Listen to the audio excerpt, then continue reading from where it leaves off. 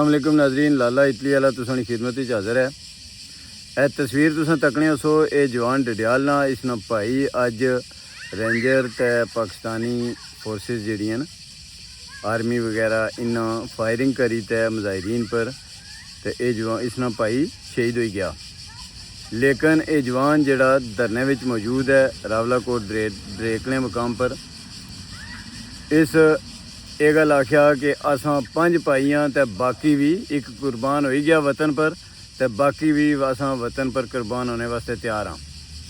इस तो अलावा तुसां ये तस्वीर तकने हो, ये 2 महीनिया ना शीर ख्वार बच्चा उसकी मां चुकया मुंडे नाल आया ते ये बच्चा यानी कि असां कश्मीरी जेड़े हैं ना सब तो पहले असां जिसले पैदा होने साढ़े कन्ना च अजान आखी जानी ते उस तो बाद असां ने कन्ना च जिहड़ी आवाज़ बाही जानी ना उसकी आखने मज़म्मत नहीं आवाज़।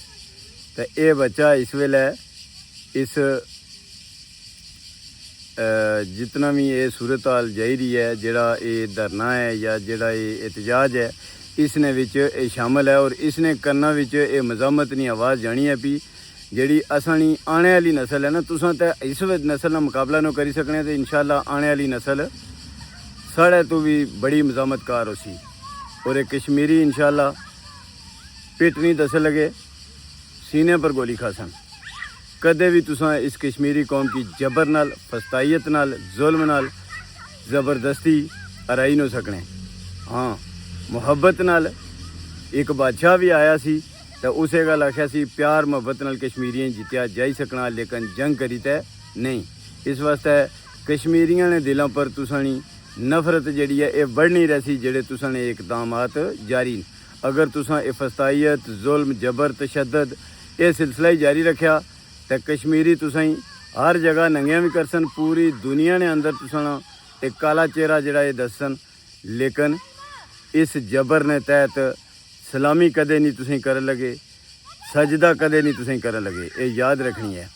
अज पूरे कश्मीर विच अवाम निकली ते ये दस्या है भाई क्या कश्मीर जड़ा है वो कश्मीर ने मज़ामतकार अपनी क्या तारीख रखने और अज कश्मीर नी तारीख ना सब तो बड़ा एहतजाज सी जेड़ा इंशाअल्लाह एक कामयाबी नी नवीद सुनासी और कामयाबी अपने मुतालबात नहीं कामयाबी अपने मुतालबात कामयाब करवाने तो बाद ही इंशाअल्लाह साढ़े कश्मीर ने जेड़े जवान जेड़े भाई मैदान च निकले ने इंशाअल्लाह वो इस तो पहले वापस नहीं जान लगे।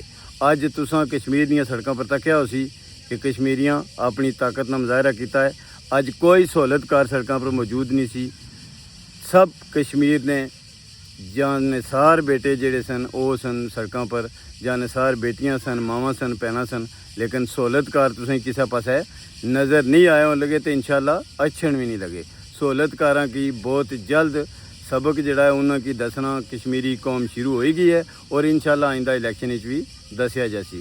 नाजरीन हुण तक सिर्फ इतना ही, इंशाअल्लाह फिर मिलने हैं किसी नई वीडियो पर, किसी नए मौजू पर, किसी नए टॉपिक पर फिर गल उसी इंशाअल्लाह। दुआ च याद रखे, अपना ख्याल रखा करो, अपनिया ना बहुत ख्याल रखा करो और ये वीडियो वगैरह जेडी भी अच्छा है अगर तुसें चंगी लगे तो शेयर करना बिल्कुल नहीं भूलना।